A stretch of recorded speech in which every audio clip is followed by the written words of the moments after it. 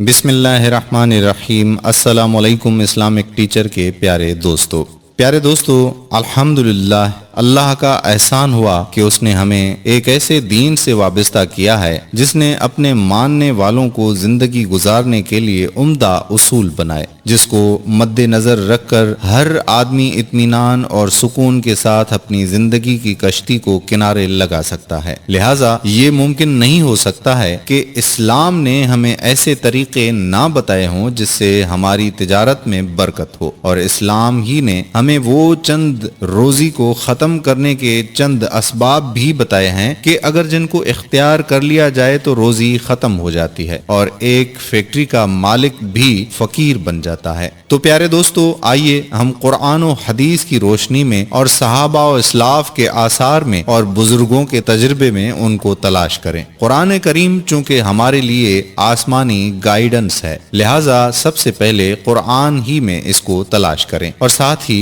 حضرت عائشہ رضی اللہ تعالی عنہا کا وہ فرمان بھی بتائیں گے کہ جس میں انہوں نے بتایا کہ وہ کون سا عمل ہے جس کو اختیار کرنے پر اللہ پاک روزی کے دروازے بند کر دیتے ہیں۔ جہاں روزی بند ہونے کا سبب بنتا ہے وہیں وہ اعمال بھی بتائیں گے جن کو اختیار کرنے پر اللہ پاک روزی کے دروازے کھول دیتا ہے۔ آپ سے ہماری گزارش ہے کہ آپ ہماری ویڈیو کو شروع سے آخر تک ضرور دیکھیے گا تاکہ آپ کو ہماری یہ معلومات اچھے طریقے سے سمجھ آ سکے۔ تو پیارے دوستو، ویڈیو کا آغاز کرنے سے قبل آپ سے گزارش کرنا چاہتے ہیں کہ اگر آپ نے ابھی تک ہمارا چینل اسلامک ٹیچر سبسکرائب نہیں کیا ہوا تو سب سے پہلے ہماری آپ سے گزارش ہے کہ آپ ہمارا چینل اسلامک ٹیچر ضرور سبسکرائب کر لیں اور ساتھ ہی لگے بیل کے بٹن کو بھی پریس کر لیں تاکہ آپ کے پاس ہماری ویڈیوز کا بر وقت نوٹیفیکیشن حاصل ہوتا رہے۔ پیارے دوستو، عربی زبان میں رزق کا لفظ جہاں روزی روٹی کے معنی میں آتا ہے وہاں ہر طرح کی عنایات کے لیے بھی آتا ہے۔ چنانچہ قرآن مجید میں بھی یہ مال و دولت کے لیے بھی ہے، متاع حیات کے لیے بھی آیا ہے اور ہدایت و معرفت کے لیے بھی استعمال ہوا ہے۔ مختصراً یہ کہ رزق کا لفظ اللہ تعالیٰ کی طرف سے بندوں کو عطا ہونے والی ہر عنایت کے لیے استعمال ہوتا ہے۔ پیارے دوستو، یہ تو لفظ رزق کے معنی ہیں جو یقیناً آپ کو سمجھ آ گئے ہوں گے۔ اب آپ کو یہ بتانا چاہتے ہیں کہ وہ کون سی وجوہات ہیں جن کی بنا پر اللہ پاک رزق انسان سے واپس لے لیتے ہیں۔ ایک مشہور واقعہ ہے، آپ نے سنا ہی ہوگا کہ ایک بہت ہی امیر آدمی تھا۔ وہ دولت کی اس فراوانی سے بہت پریشان تھا۔ کسی بزرگ کے مشورے پر بہت سی روٹیاں لیں اور اونٹ پر چڑھ کر شہر کا چکر لگانے نکل پڑا، اس وقت تک جب تک یہ روٹیاں ختم نہ ہو جائیں۔ اس شخص نے بڑے احتیاط کے ساتھ وہ روٹیاں کھائیں۔ اس شخص کو ایک جگہ پر روٹی کھاتے ہوئے یہ شک گزرا کہ اس کی روٹی کے ذرے زمین پر گرے ہیں، لہٰذا وہ شخص اونٹ سے اترا اور اس جگہ مٹی کو اپنی گود میں اٹھا کر پوٹلی میں ڈال دیا۔ جب وہ شخص تجارت کے لیے گیا تو اسے بہت زیادہ منافع حاصل ہوا۔ وہ شخص دوبارہ اس بزرگ کے پاس گیا اور ان سے کہا کہ میں نے تو آپ کو کہا تھا کہ دعا کریں کہ میرا رزق کم ہو جائے، اور میں نے آپ کے کہے ہوئے کام پر عمل بھی کیا۔ اس بزرگ نے کہا کہ اللہ پاک نے جو تمہیں رزق عطا کیا ہے تم اس کی بہت قدر کرتے ہو، اس لیے اللہ تعالیٰ نے تمہیں دولت سے نوازا ہے، اور جو رزق کی قدر نہیں کرتا اللہ پاک اس سے رزق چھین لیتا ہے۔ حضور صلی اللہ علیہ وآلہ وسلم ایک مرتبہ گھر تشریف لائے تو روٹی کا ٹکڑا گرا ہوا دیکھا۔ آپ صلی اللہ علیہ وآلہ وسلم نے اسے اٹھا کر صاف کیا اور کھا لیا اور فرمایا کہ اے عائشہ رضی اللہ تعالی عنہا، عزت دار چیز کی عزت کرو۔ جب اللہ تعالیٰ کسی قوم کا رزق چھین لیتے ہیں تو واپس نہیں کرتے۔ بحوالہ ابن ماجہ جلد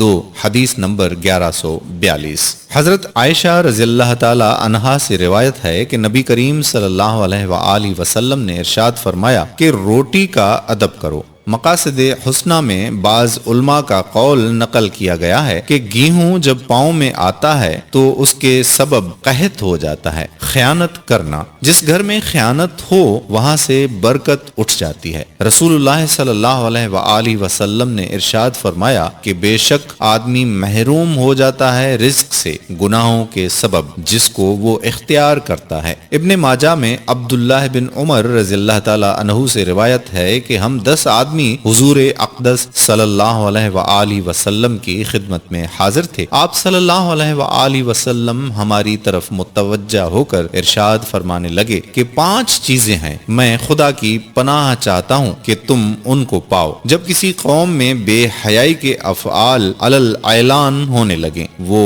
طاعون میں مبتلا ہوں گے اور ایسی بیماریوں میں گرفتار ہوں گے جو ان کے بڑوں کے وقت میں نہیں ہوں گی، اور جب کوئی قوم ناپنے تولنے میں کمی کرے گی، قحط اور تنگی اور ظلم حکام میں مبتلا ہوگی، اور نہیں بند کیا کسی قوم نے زکوات کو مگر بند کیا جائے گا باران رحمت ان سے۔ اگر بہائم یعنی چوپائے نہ ہوتے تو کبھی ان پر بارش نہ ہوتی، اور نہیں عہد شکنی کی کسی قوم نے مگر مسلط کرے گا اللہ تعالیٰ ان کے دشمن کو غیر قوم سے، جبرن لے لیں ان سے ان کے اموال کو۔ بحوالہ جزاء الاعمال 8۔ اللہ تعالیٰ نے بنی اسرائیل سے کہا کہ جب میری اطاعت کی جاتی ہے میں راضی ہوتا ہوں، اور جب راضی ہوتا ہوں برکت کرتا ہوں، اور میری برکت کی کوئی انتہا نہیں، اور جب میری اطاعت نہیں ہوتی غضبناک ہوتا ہوں اور لعنت کرتا ہوں، اور میری لعنت کا اثر 7 پشت تک پہنچتا ہے۔ یہ مطلب نہیں کہ 7 پشت پر لعنت ہوتی ہے، بلکہ مطلب یہ ہے کہ اس کے نیک ہونے سے اولاد کو برکت ملتی ہے، وہ نہ ملے گی۔ حضور اکرم صلی اللہ علیہ وآلہ وسلم کا ارشاد ہے کہ جو شخص مسلمانوں پر ان کے کھانے کو 40 دن تک باوجود سخت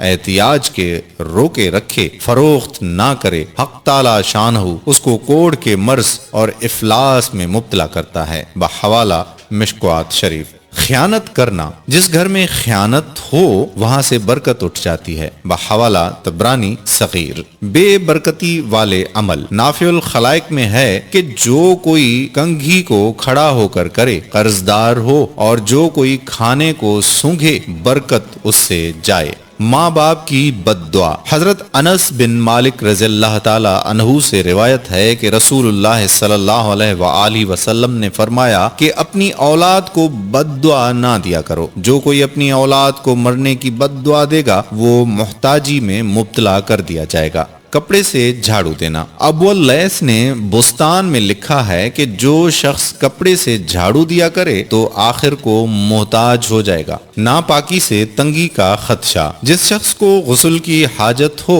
بغیر کلی کیے ہوئے کچھ نہ کھائے ورنہ محتاج ہو جانے کا ڈر ہے۔ بحوالہ نافع الخلائق۔ شراب، گانا اور تصویر، حدیث شریف میں ہے کہ جس گھر میں شراف و دف اور تمبورا نرد ہو تو گھر والوں کی دعا قبول نہیں ہوتی، اور رحمت کے فرشتے اس گھر میں نہیں آتے، اور خدا تعالیٰ اس گھر سے برکت اٹھا لیتا ہے۔ جس گھر میں تصویر یا کتا ہو اس گھر میں بھی رحمت کے فرشتے نہیں آتے۔ قرآن کو بھول جانا، نقل ہے کہ ایک عالم کو روزی کی تنگی پیش آئی، انہوں نے ایک دوست کو خواب میں دیکھا اور اپنے حال کی شکایت کی۔ دوست نے کہا کہ ایسا معلوم ہوتا ہے کہ تم نے قرآن مجید کی کوئی سورت یا کوئی آیت یاد کی تھی اور پھر اسے بھلا دیا ہے۔ عالم نے کہا کہ سچ ہے دوست۔ اس پر غصہ ہوا اور کہا کہ پھر سے یاد کرو۔ عالم نے ویسا ہی کیا، روزی کی تنگی جاتی رہی۔ اور آخر میں میرے پیارے دوستو، اکثر لوگ رزق کو صرف مادیات تک محدود سمجھتے ہیں،